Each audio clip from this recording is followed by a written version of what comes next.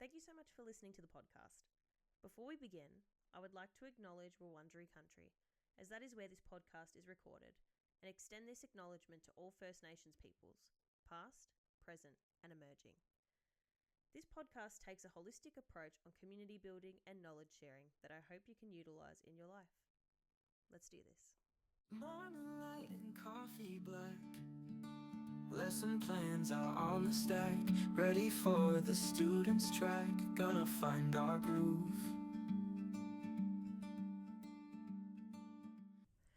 Hello everyone, and welcome back to Stranger in the Staff Room, where myself, Zoe Zammit, or as the kiddos call me, Miss Zammit, I am a first-time teacher sharing lifelong stories. But I know I haven't done that in a while, so this is sort of addressing where I've been. Usually I've got some dot points in a book, as you've probably noticed, to just keep my mind on track. But I feel like this one is going to be more of a rant, and it's whatever comes to mind, which is dangerous. So forewarning. No, it's just sort of, literally what I said, just where I've been. Because I looked at my podcasts, like publishers, if that makes sense, like when each episode's been published, and I've only maybe missed one or two publishing periods, but on Instagram I have been MIA. If you don't follow me there, it's literally just Stranger in the Staff Room. Although I'd be surprised if you didn't, because a lot of my podcast listeners come from Instagram. So yeah, I literally just dropped off the face of the planet in terms of the podcast for a little bit. And that is because of a thing that I am coining Term 2 blues. So grab your tea, coffee, do whatever you do to relax, and we will delve right into it. Every day we learn and grow, setting minds all in a row, teaching them what they need to know, feeling that we're smooth. Alright, so Term 2 blues. How I was describing my start of Term 2 to my friends, whether they were teachers or not, is I feel like I am feeling all of the things that I should have felt in Term 1, but because I was running on adrenaline in Term 1, I didn't feel it. It should have been a 2-term thing, but it's only one because of the adrenaline. And the teacher friends that I do have did fully agree with that, and they did relate to that. So I'm not the only one there. But literally the first day back of Term 2, there's where the school I work at is, there is a bottom car park, and then up the hill is the school. So I remember walking up the hill and looking at one of the classrooms that I teach at and going, I shouldn't be here. And I was like, hang on, wait, back up. What do you mean? And it was imposter syndrome. It was, I shouldn't be here. I need to turn around and go home. If you think that you can do this, you are a big fat liar, was basically the thought process. Obviously, I pushed on, kept going on my classes, But the fact that that was my first thought when I saw the place that I love to work at, crazy to me. And I guess that was a bit of a red flag or a bit of a foreshadow for what was to come.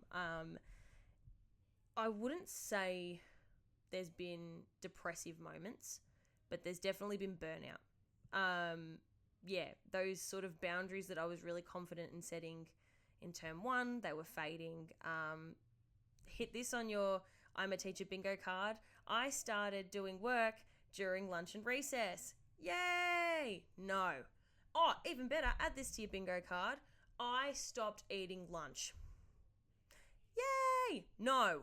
Oh my God. Everybody, slap yourself on the hand. Slap on the back of the wrist. We're going to stop doing that. It has become the norm in the teaching world because you are so busy that sitting down and just having lunch is like a joke. Like, you have to be looking at emails. You have to be doing this. Like, that's insane. And anyone who knows me personally, I will never skip a meal. And I was skipping meals. That's how much I felt like I was... I don't know whether it was me being overworked or I was overworking myself. It might have been me overworking myself because of this imposter syndrome. Like, come on, you've done this for a term now. You should know what you're doing. Let's go. You should be on top of this. Yeah, which is, I look back and I'm like, come on, Zoe, get real. But yeah, that was insane. Yeah, my boundaries were just fading, and it meant that when I came home, I was coming, like, I mean, I still come home the same times. But when I got home, because I still live with my parents were lucky to see me, because I'd just crash and go to sleep in my work clothes and everything. Like, I'd be lucky to wake up for dinner. So technically, I was skipping 2 meals. What do you mean? Anyway, insane is what I say to that. And, you know, there was a lot of other factors that were playing into that, which I will get to. But yeah, I'm a night owl anyway. So like, I will get to work like right on 8:40, or like the 8:30 to 8:40 sort of range, because I don't like the mornings. Mornings can go and jam it. But my contracted hours are 4:30, except for a Wednesday, like from 8:30 to 4:30, except for a Wednesday. That's till 5. But I will stay back later, because a lot of like my colleagues will come in early to do the things that I would do later for the next day. So I'm still coming home at similar times, but I don't feel that burnout as much now. Like, I still feel it a little bit, but not as much, and I'll get to why. But yeah, it's been intense. And yeah, it's now that I have a good group of friends at work, the imposter syndrome kicks in there, because I haven't been very good at picking friends. Or I haven't been good at speaking my needs to people that I love in the past. Whether it's a them problem, whether it's a me problem, don't know. But assuming it's a me problem, I haven't been able to communicate what I need. And because there's been a lot of change in my life, I've been scared to, because I don't want to lose these people. These people are great people, and I want them, like, not even want them at my wedding, like I do, but I want them at my funeral. I want them to, you know, have that much of an impact that it's not like oh, that's a shame, and then they put their phone away. Like, no. I want this deep connection for the rest of my life. So the imposter syndrome came there, of, you know, these friends are gonna, you know, leave, and you know, work's just going to become a job again. Like what Pa says about never working a day in your life, it's going to become work. Yeah, like they'll come to their senses, sort of thing. And thankfully, my friends are awesome, and they're my friends, and they have proven time and time again why that is a big fat lie that I'm telling myself. So that has surpassed. I'm happy with myself there. But yeah, this is sort of the headspace I was at the start to the middle of the term. And we haven't even gotten to the part where it's exam period. Oh my God. So we'll take a quick break, and when we'll come back, I'll talk about the second half of this term, and sort of the rest of the update. Laughter in the classroom halls, answering those curious calls, cheering when a student falls and gets back up anew. Okay, we're back. So, second half of this term, exam period, exam revision, marking, final assessments being put in. Absolute mind fried. I'm going to put a pin in that, and I'm going to come back to it, because, yeah, this makes sense to the context. But at the start of this year, on top of, you know, starting a new career, finding new friends, literally like upheaving what I know as myself, I got diagnosed with ADHD. It's the best thing that I've ever done. And it was such a bittersweet moment to be diagnosed, because one, it meant that I wasn't insane. It meant that these doubts and these challenges and these struggles that I've had isn't because I'm a person. It's because my brain is different. And who wants to be the same in this world? Basic bitches fit the mold, as my mum used to say.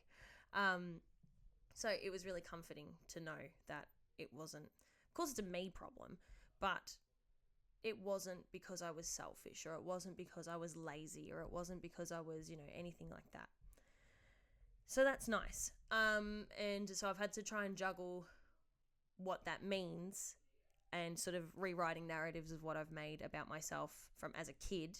And the bitter part of the bittersweet diagnosis is that if people in my life were more knowledgeable about mental health, or for lack of better words, cared, especially in high school, like teachers and things like that, this could have been picked up earlier, and it could have avoided a lot of people hurting because of my actions, and it could have avoided me hurting myself from my actions. So that's been something that I've had to contend with. The reason that that's contextual is that when I got the diagnosis, I got medication, obviously, but then that's had to change again, which brought that bittersweet feeling on top of this burnout, on top of this new chapter. Like, yeah, it was a lot. And one thing that comes with ADHD is your brain doing anything in its power to make sure that you don't do admin tasks that are repetitive. What's an admin task that's repetitive? Marking. How much marking do I have to do? Like an assessment and an exam per class. That's 4 times 4 by 2. That is 8, right? And that's just classes. We're not even talking about the number of students or the number of papers.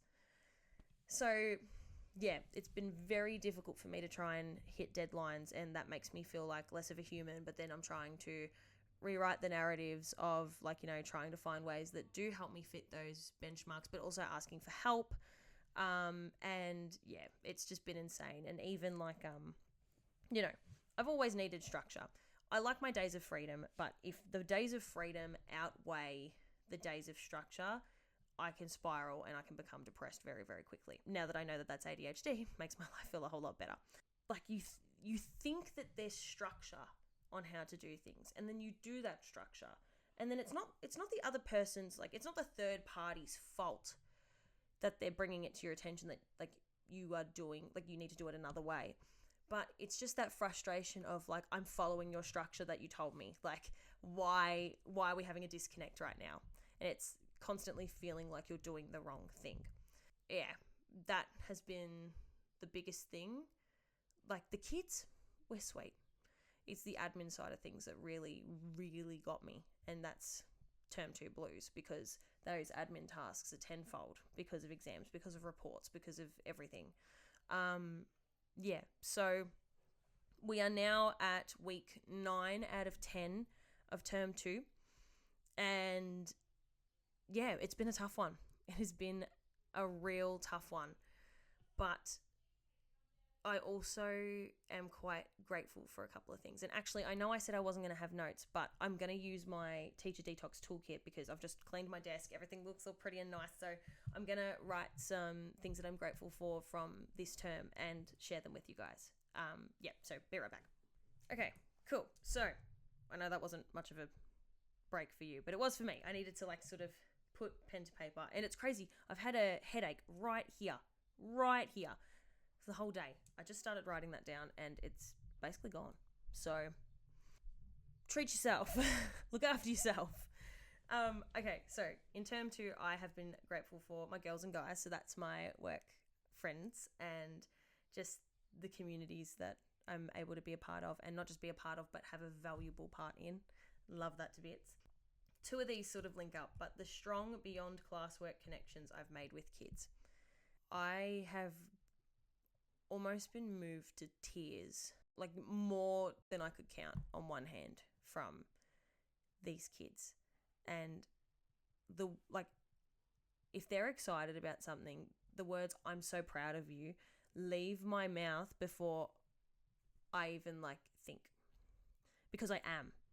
And it's little wins, like the kids that thought that they were bad at school, realizing that someone sees their potential, or even, they failed one assessment and then they worked hard and they got that next mark because they were able to talk with me through it. And again, I think most of my classes know that I have ADHD. I've never sort of just blurted it. It's been in context, because I will forget things that they say. So I'm like, all right, if you need help, you need to email me, because ADHDs, I will forget. So you need to email me. So that's the main way that I tell them. But of course you have kids that are neurodiverse and I'm able to tell them that I personally get it. And there's a few kids in particular that, like, they were awestruck. And I was like, shut your mouth, you'll catch flies. Like, they sort of verbalized to me that it makes me so emotional that it's nice to know that that someone understands on a personal level and that they can get through it because I've gone through it. And from someone who, trigger warning, from someone who has been in the depths of mental health to the point where I thought it would, on multiple occasions, have thought it is easier to just not be here for everyone else. You sort of think, yeah, it would be easier. Why should it be easy for everyone else? Like, why should it be easy for everyone else? You are there to help them grow. You are there to show them love. You are there to show them that they don't have to feel that low, ever. And if they do, they'll know that someone has gotten through it. And the one that linked to that is being a Miss Honey. So there's a TikTok trend where people are like sharing sentimental moments with their teachers, and it's like, you know, Miss Honey, their idol. That's the other way I can describe the trend. And I have had kids not say that I'm their Miss Honey, but like that they are begging me to be their teacher next year because I am the only teacher that has never made them feel dumb. And I am the only teacher that has, you know, understood what it's like to be them. And that's a crazy thing to hear because teachers are adults. We all know what it's like to be a teenager. We've been there, unless you were spawned on this earth, which I doubt. But the fact I made them feel that, again, what more can you ask for? One of my other things I'm grateful for is the head of middle school, one of the heads of middle school.